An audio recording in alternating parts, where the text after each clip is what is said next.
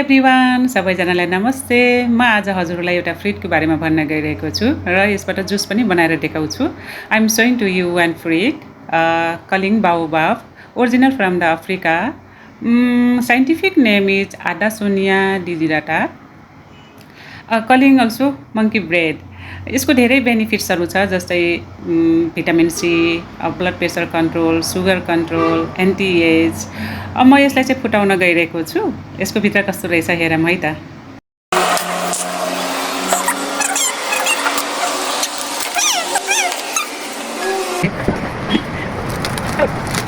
Wow, कति धेरै हो, बाउ बाउ। यसलाई डाइरेक्ट खाना नि हुन्छ, जुस पनि बनाउन मिल्छ। म चाहिँ जुस बनाउन गइरहेको छु। यति जति क्वान्टिटी लिएँ र त्योभन्दा अगाडि म आफ्नो हात राम्रोसँग धोएँ।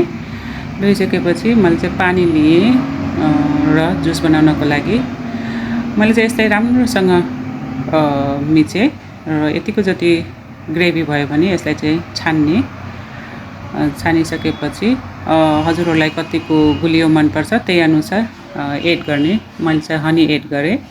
हुन त यसको टेस्ट अलिकति अलिअलि गुलियो अलिअलि अमिलो हुन्छ। यसरी राम्रोसँग मिक्स गर्ने अनि गिलासमा हालेर आइस एड गरेर खाने।